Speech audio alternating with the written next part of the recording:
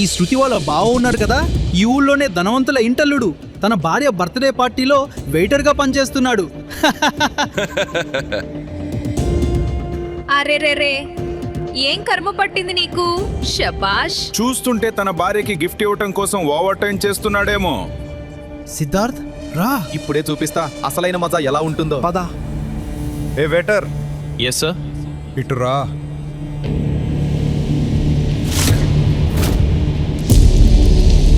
మరకపడింది. ఏం చూస్తున్నావు? క్లీన్ చేయి దీన్ని, క్లీన్ చేయి. ఇంటల్లుడైన అభినవ్ మారు మాట్లాడకుండా సిద్ధార్థ్ షూస్ క్లీన్ చేయటం మొదలు పెడతాడు. అక్కడున్న వాళ్ళంతా అది చూసి నవ్వుతున్నారు. ఇదంతా చూసిన అనన్య సిగ్గుతో తల వంచుకుంది. సిద్ధార్థ్ షూస్ తుడిచిన అభినవ్ కామ్గా అన్నాడు, డన్ సార్. గుడ్. ఊళ్ళోనే ధనవంతుల ఇంటి బిడ్డైన అనన్యని వాళ్ల తాతయ్య ఓ రహస్య కారణంతో కటిక దరిద్రుడు అనాథ అయిన అభినవ్కి ఇచ్చి పెళ్లి చేశాడు. అభినవ్ అనన్యను పెళ్లి చేసుకుని ఆ ఇంటల్లుడుగా ఉంటున్నాడు. కాని ఆ ఇంట్లో నౌకర్లకి ఇచ్చే మర్యాద కూడా తనకు ఉండదు.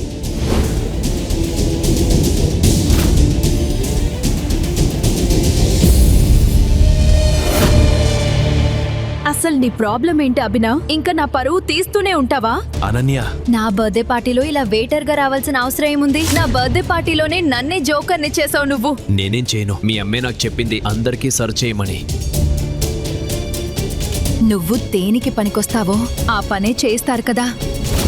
నువ్వు ఈ ఇంట్లోకొచ్చిన దగ్గర నుంచి ఇంటల్లుడిలా కాదు, ఓ దరిద్రుడైన నౌకరులా ఉంటున్నావు.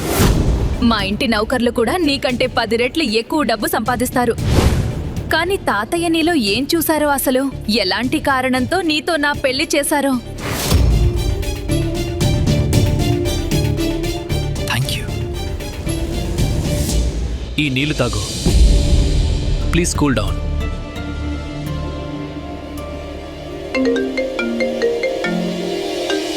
ఓ వైపు ఇదంతా జరుగుతుండగానే అభినవ్ ఫోన్కి ఓ కాల్ వచ్చింది. ఇన్ని కష్టాల మధ్య కూడా తన కళ్ళు ఒక్కసారిగా మెరిశాయి. అతను చాలా కూల్గా తను అనన్యను సంభాళించాడు. ఆ తర్వాత ఎలాంటి హడావుడి చేయకుండా ఆ పార్టీ నుంచి వెళ్లిపోయాడు. అభినవ్లో వచ్చిన ఈ మార్పును చూసిన అనన్య అయోమయంలో ఉండిపోయింది. ఆ రాత్రికి తిరిగి వచ్చిన అభినవ్ నేరుగా బెడ్రూంలోకి వెళ్ళాడు. నీకు సిగ్గనేదే లేదా? డైరెక్టుగా గదిలోకి వచ్చేసావు. పల్లెటూరి మొద్ద, పో బయటికి. నేను నీ భర్తను కదా, నాకెందుకు సిగ్గు? అందరికీ డ్రింక్స్ ఇస్తూ నువ్వు కూడా తాగేసావా ఏంటి? చూడు, నీలాంటి బికారి ఎప్పటికీ నా భర్త కాలేడు. నువ్వు లోకం దృష్టిలోనే నా భర్తవి, ఈ బెడ్రూమ్ లో కావు. అయినా ఇంత అర్ధరాత్రి ఎక్కడి నుంచి వస్తున్నావు? యాక్చువల్లీ నీకు గిఫ్ట్ తెచ్చాను, చూస్తే షాక్ అయిపోతావు. ప్లీజ్ వదిలే. అయినా నువ్విచ్చే గిఫ్టులు దువ్వెనా క్లిప్పుల కోసం కిందకి ఎవరు వెళ్తారు? నువ్వు వచ్చి చూడొకసారి ప్లీజ్. నేను నీకోసం ఎలాంటి గిఫ్ట్ తెచ్చానంటే చూసి ఆశ్చర్యపోతావు. పద. అభినవ్ మాటలు వింటూనే అనన్య ఆశ్చర్యపోయింది. అనన్య, పద, నీ గిఫ్ట్ చూసుకో ఓసారి. పద.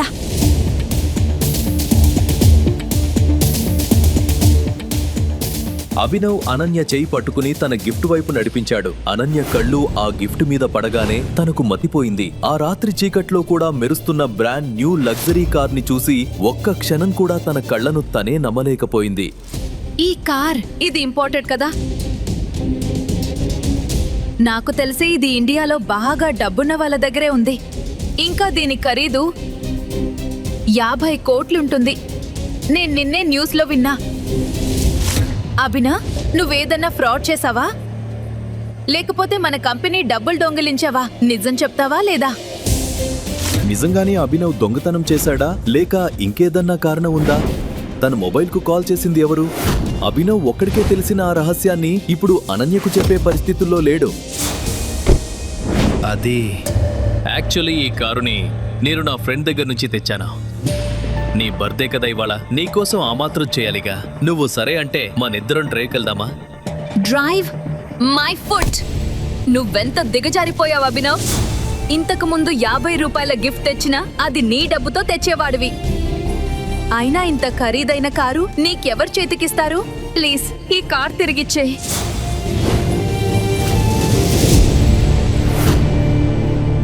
ఇదే మంచి అవకాశం అనన్య పరువు తీయడానికి. ఈ అవకాశం అభినవ్ మన చేతికిచ్చాడు. నిజానికి అనన్యకి పెళ్లైన కొద్ది రోజులకే తన తాతయ్య చనిపోయాడు. ఆ తర్వాత శేఖర్ ఫ్యామిలీకి తన భార్య ముఖ్యురాలిగా మారింది. ఆవిడ దృష్టిలో శేఖర్ ఫ్యామిలీలో అభినవ్ ఓ మచ్చలాంటివాడు. అలాంటి వాణ్ణి చేసుకున్నందుకు అనన్య అన్న తనకు చిరాకే. ఇదే విషయాన్ని శృతి, సిద్ధార్థులు అనుకూలంగా మార్చుకోవాలి అనుకుంటున్నారు. ఫ్యామిలీ అందరి ముందు అనన్య పరువు మంట కలుస్తుంది. చూసి ఎంజాయ్ చేద్దాం.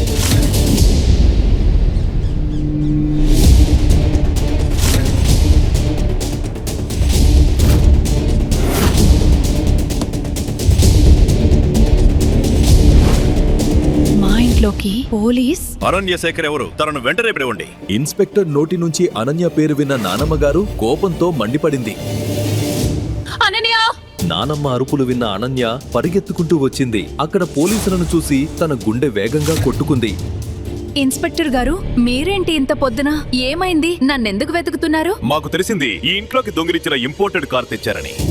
అది వింటూనే అనన్యకు అర్థమైంది. ఆ ఇన్స్పెక్టర్ నిన్న రాత్రి అభినవ్ తెచ్చిన కార్ గురించే అంటున్నాడని.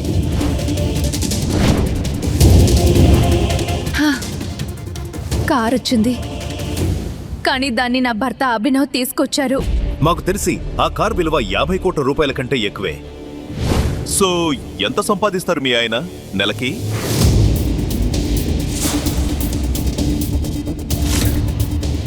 రూపాయి కూడా విలువ చేయని ఇంటల్లుడు ఇప్పుడు దొంగతనాలు కూడా చేస్తున్నాడా? శేఖర్ ఫ్యామిలీ పరువు తీసేశారు కదే మీ మొగుడు పెళ్ళాళ్ళు కలిసి. ఇన్స్పెక్టర్, దీని భర్తకి చదువు రాదు, ఏ పని పాట లేదు. అయితే ఈ ఉద్యోగం సజ్జగో లేని బికార్ దగ్గరకు 50 కోట్ల కారు ఎక్కడి నుంచి వచ్చింది? తను వాళ్ళ ఫ్రెండ్ అడిగి కార్ తీసుకొచ్చాడు. ఏమన్నావ్? ఫ్రెండా? అయినా ఆ బికారికి 50 కోట్ల కారున్న ఫ్రెండ్ ఉంటాడా? ఒకవేళ ఉన్నా అంత ఖరీదైన కారు వీడికెందుకిస్తాడు? సరే, నువ్వే చెప్పు, ఎవరా డబ్బున్నవాడు? తను 50 కోట్ల కారుని ఈ అణాకాని బికారికిచ్చిన వాడెవడు? నానమ్మ అన్న ఆ మాటలు విన్న అనన్య కాళ్ల కింద నేల కదిలిపోయింది. అభినవ్ తప్పకుండా ఏదో పొరపాటు చేశాడని తనకు అర్థమైంది. ఇప్పటి వరకు తను అంత అవమానాన్ని ఎదుర్కోలేదు. తన పేరు, తన ఫ్రెండ్ పేరేంటో నాకు తెలీదు. అయితే వెళ్ళండి, వెళ్ళి మీ భర్తను తీసుకురండి. రాజు, వెళ్ళి వాణ్ణి వెతికి తీసుకురా.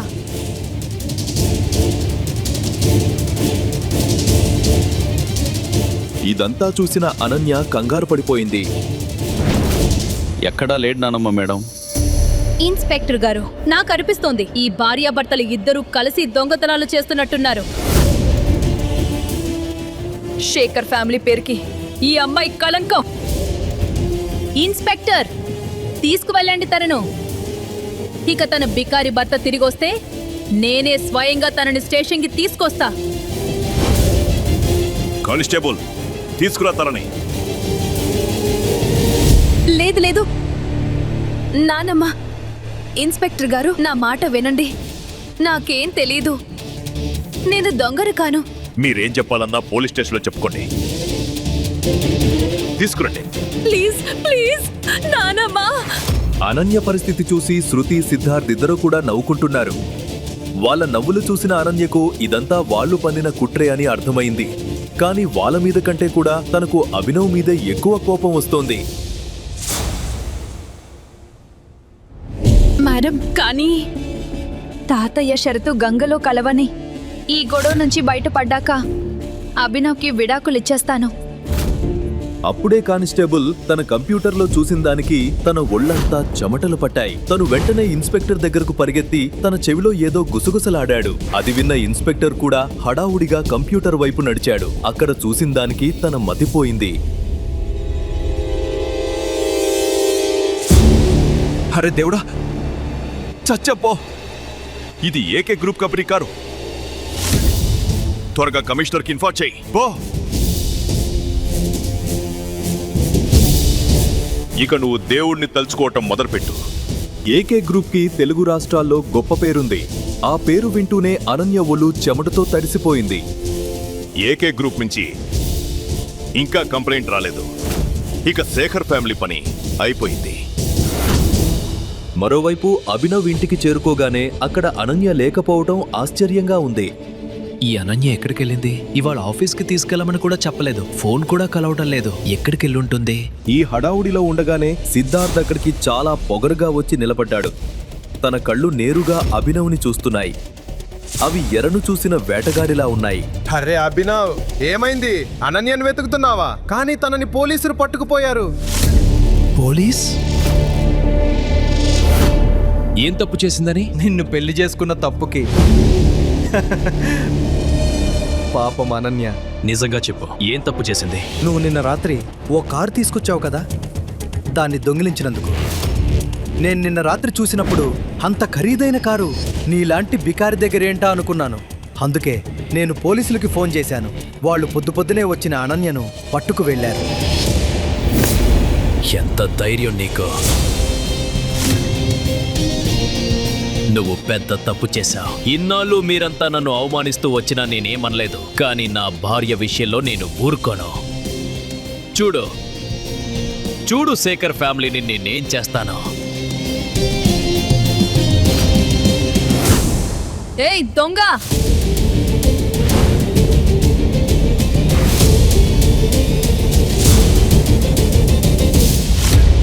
వీడితో మాట్లాంటి సిద్ధార్థ్, వీడిని పట్టుకుని స్టేషన్కి తీసుకువెళ్ళు. వీడు మన శేఖర్ ఫ్యామిలీ పరువు తీసేశాడు.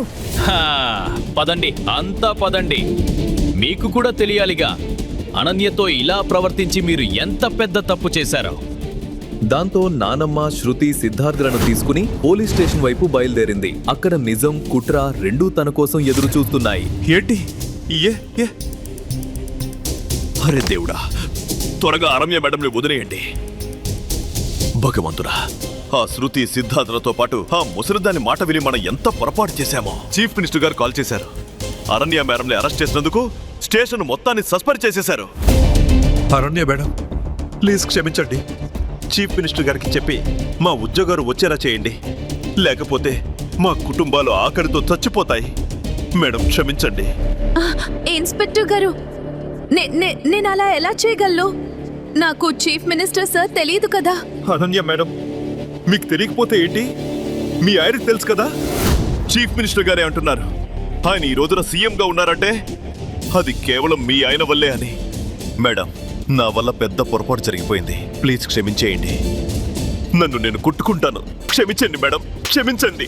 ఇదంతా జరుగుతుండగానే అక్కడికి అభినవ్ను తీసుకుని సిద్ధార్థ్ వచ్చాడు. వాళ్ళతో పాటు నానమ్మ కూడా ఉంది. ఏం జరుగుతోంది ఇక్కడ? అరే ఇన్స్పెక్టర్, నేను ఈ దొంగ ఇంటల్లుని పట్టుకుని వచ్చాను, చూడండి. ఇన్స్పెక్టర్ దృష్టి అభినవ్ మీద పడగానే తన కాళ్ళు చేతులు వణికిపోయాయి. తన ముందు మోకరిల్లి,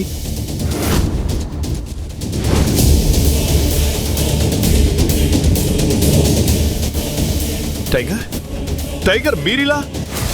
ఏయ్ ఇన్స్పెక్టర్, దొంగరి టైగర్ అంటున్నారేంటి? అరే నోర్మై ముసలి, నేను ఒకసారి చీఫ్ మినిస్టర్ గారి దగ్గర సెక్యూరిటీలో ఉన్నాను. అప్పుడు నేను ఈయన కలిశాను.